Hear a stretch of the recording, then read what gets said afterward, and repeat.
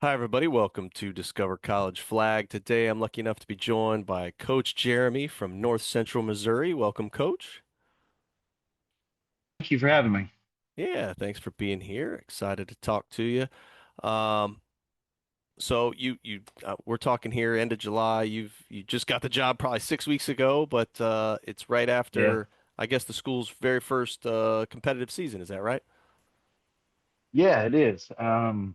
They I started with my club team here in Oklahoma, and then they reached out to me and said, "Hey, we're looking for a college coach. Would you be interested?" And I said, "Yeah, why not?" Well, I feel like that's a lot of the flag coaching these days is a lot of people getting roped in and a lot of why nots, right?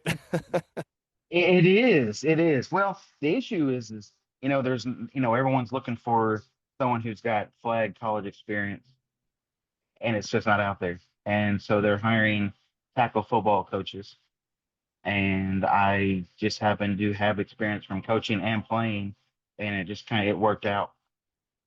Yeah, I mean it's funny because all athletic directors know is hiring coaches who were already coaches and at high levels Yeah. and they're that pool of people just isn't there yet. So it's going to be interesting the next few years. There's going to be a lot of opportunity, I think. Yes, there will. I mean, I had several interviews before the North Central job, and every single one of them said, "Well, you don't have the college experience." And I'm like, "Well, you're not going to have one that has the college experience. Not right. Not at this moment. You're not." But it is what it is. Yeah. Well, let's talk about. I know, like I said, you've only been there a Hmm? few weeks, but in terms of, since you're a 2-year program, you got to recruit a lot, right? Because people are coming and going super fast. So, w- what's what's your plan to try to get folks here in terms of starting school in the fall, or are you assuming a lot of them will start in January, or what's kind of your process for getting girls at the I school? Well, right now, I did get hired late into the recruiting process. Um, when I say late, these people, other coaches have been building up the, the, what am I thinking of? They've been building up um, The rosters? talking. Yeah. Yeah, well, they've been talking to these recruits for most of the year. And so I started late in that process. So I started out with interviewing, trying to interview, trying to talk to over 200 girls. And I was like, man, if I want to get this roster at 15, I've got to, quadruple. I got to get as many girls as I can. The issue that I had was out of those 200, now I'm down to roughly 30 girls, and that is because either they didn't respond, their parents weren't responding. Um, I only had probably a handful tell me no, they'd already committed somewhere else. The overall issue was they just were not responding back to my texts or my phone calls or my emails. Hmm. Interesting. And which, yes, and when I started reaching out to other coaches to try to build my schedule for this upcoming season, um, that seems to be the biggest issue that most colleges at every level. I'm a JUCO, but even all the way up to Division 1, they're having issues that the parents or the students, just the players, are not responding um, back to us. So that being said, are you finding those contact information, those recruiting profiles, et cetera, are you looking at social media? Is there online websites that you're looking at? Like, where do you find those players to be able to reach out? Well, I'm a USA Flag ID coach. So when we go to the Flag ID camps, we meet the girls there, or I do. We get information from them. Um, we There's the field level app, which is for coaches to, and that's of every sport. That's not just flag football. There's volleyball on there and so forth.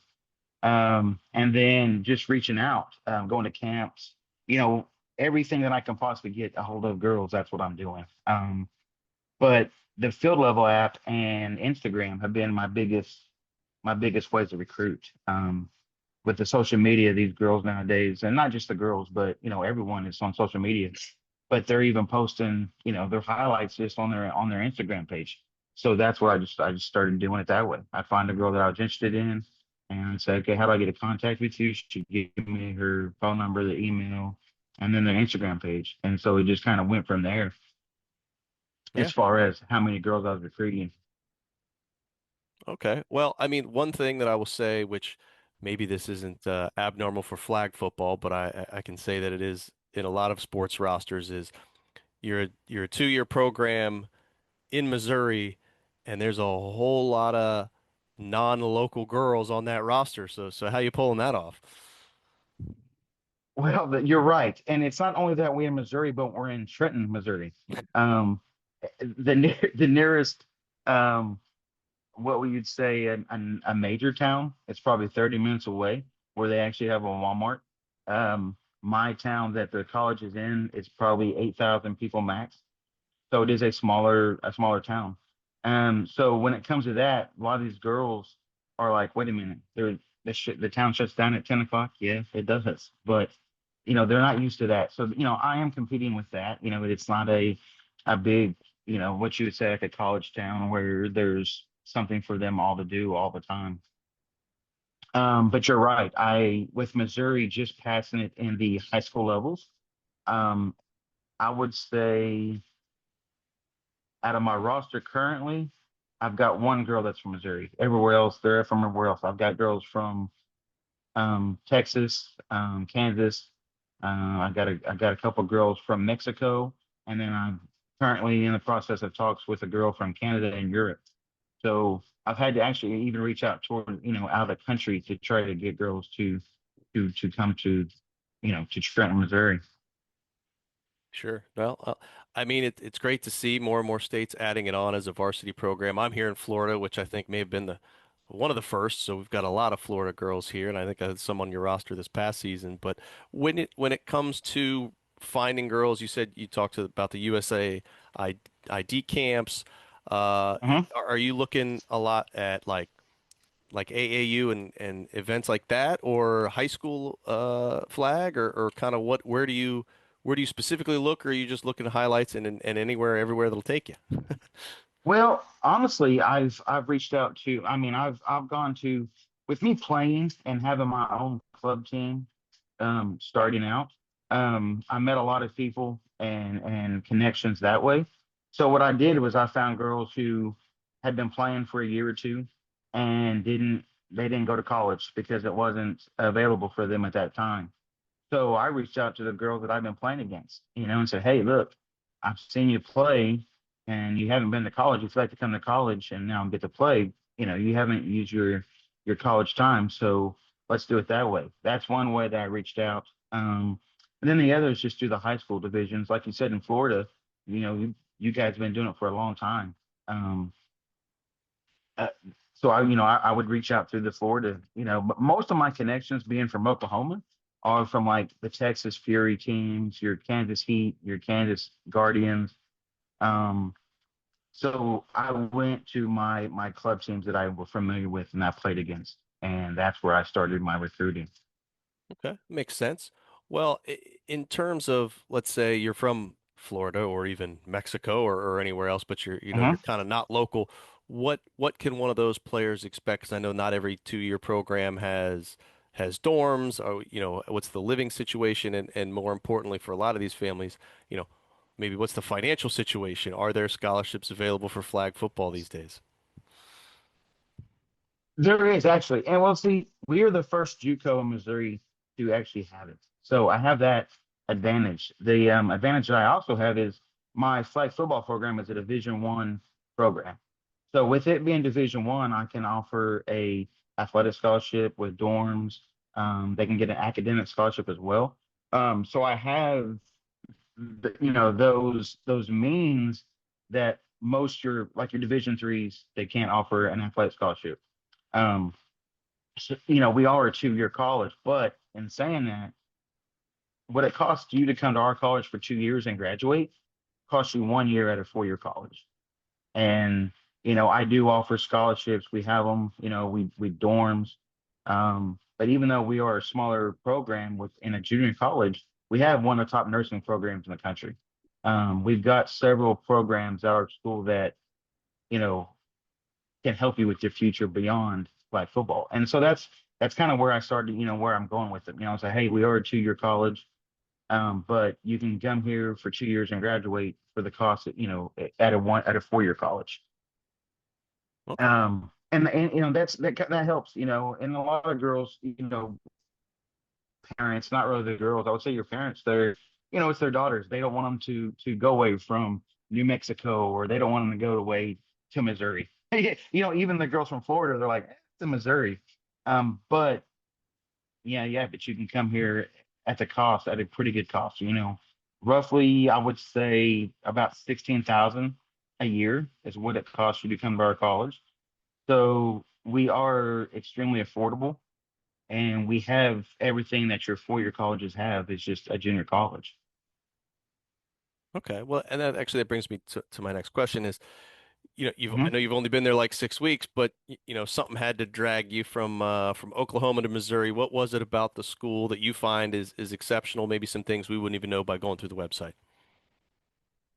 Um, the town. I mean, I am, I'm from Oklahoma. I would say a smaller town, but compared to this, it's not. But the whole town turns out for the program. Your basketball games are full of the people from the town, from the kids, from the high school kids, middle school kids, their grandparents, their parents. So you have that small town community that when, yeah, the town shuts down, but they're at your game. They're watching you, and that's kind of where I was talking to my girls, you're going to be a superstar to them. You're going to be famous. They're going to be wanting your autographs. They're going to be wanting to take pictures of you. So you get to experience that that you may not get at a bigger college, because you are at a bigger college, and sometimes you get overlooked with that many sports going on. You got to figure flag football being so new, it's still one of the lower programs at the college. Like with Nebraska being the first power, 4 conference to actually give scholarships, you're going to be behind tackle football. You're going to be behind their basketball. You're going to be behind their baseball. Well, at North Central Missouri, you're going to be one of the top sports, if not the top sport and entertainment in the town. Yeah, that's But pretty cool. yeah, that's what took me there. Is the people around. Because I went down there and stayed. Since I've been there, I've driven up there probably 2 or 3 times, and everyone's welcoming. Even though I'm just a flag football coach, they're all excited about it coming and the building of the program. Yeah, that's fantastic. Well, in terms of uh, let's just assume we Mhm. fast forward to next spring, and you're in charge of the team for that season. Walk me through, what do you expect an average week to look like for the players in terms of when our practices, games, classes, meals, all that stuff?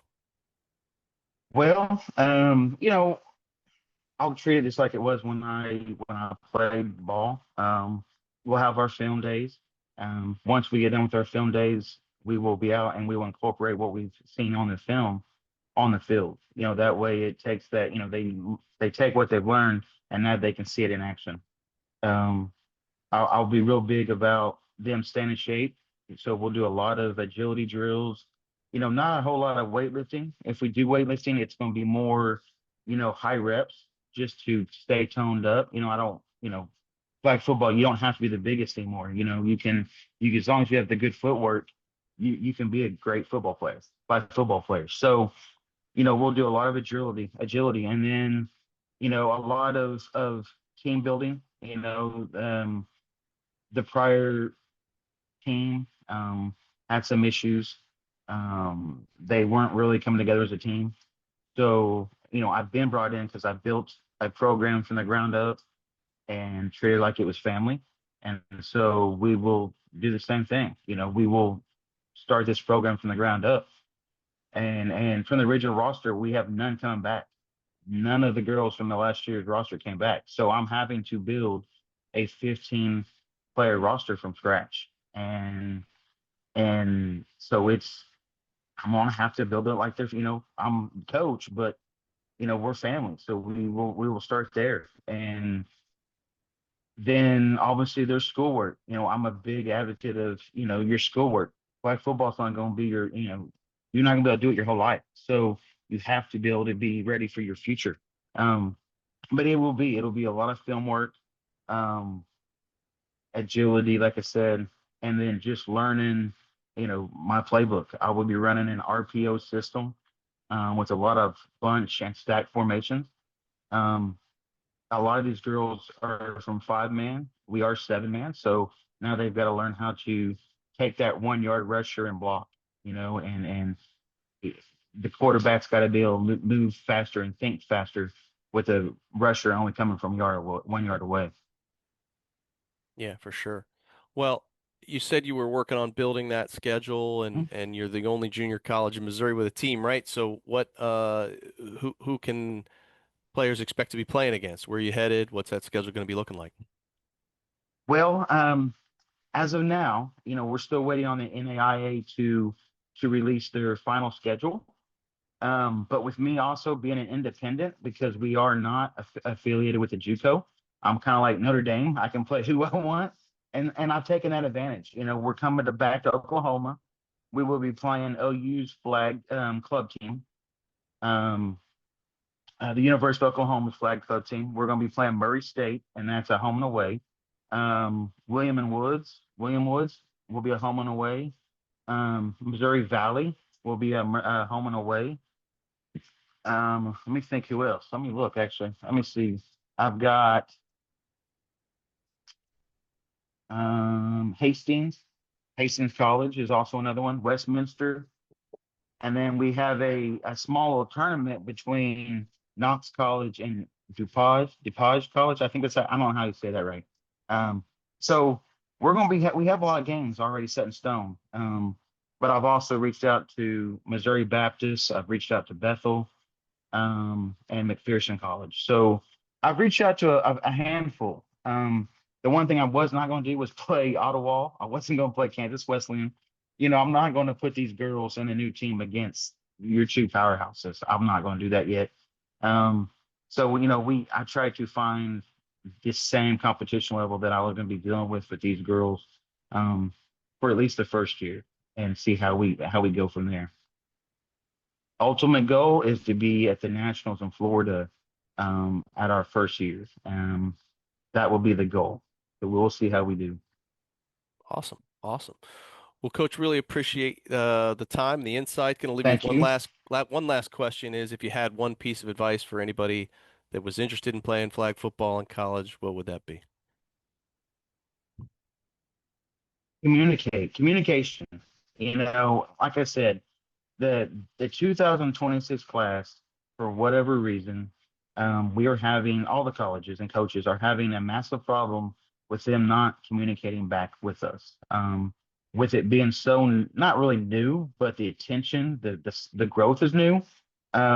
These girls, I believe that them and their families, they're so overwhelmed, and they really don't understand the recruiting process, if that makes sense. And so you reach out to them, but you may not hear nothing back for a month or 2 months. And you're like, well, you said you're interested. I sent you a letter of intent. You haven't signed it. What's going on? So it's just that, communication. Even if these coaches, we have a certain time frame that we have to have our rosters built and everything up and running. So, you know, we're honoring you and we want you to come play for us, but show us that respect, I guess you can say, and just let us know. If you don't want to come play for us, cool.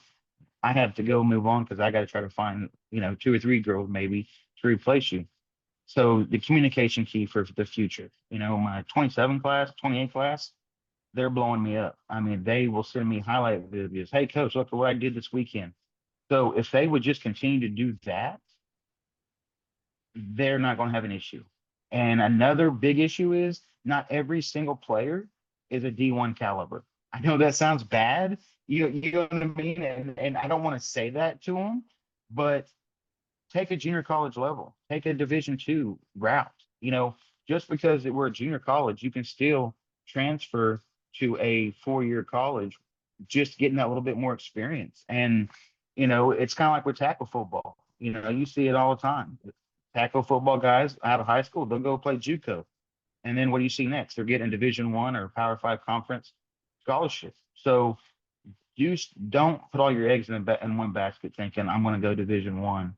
Um, Even though there are some Division 1 schools out there, the Division 2 way, the NAIA way, JUCO ways are also still a really good process to get you where you want to go. Yeah, for sure. And by the time Yeah. if you do your 2 years, there's going to be just that many more Division 1 programs that start programs by the time you're ready to take that leap. Yes. Yeah, Yes. absolutely. Well, Coach, I wish you the best of luck as you fill out that No, thank roster you. and get ready for that first season. And we wish you nothing but the best. Thank you so much.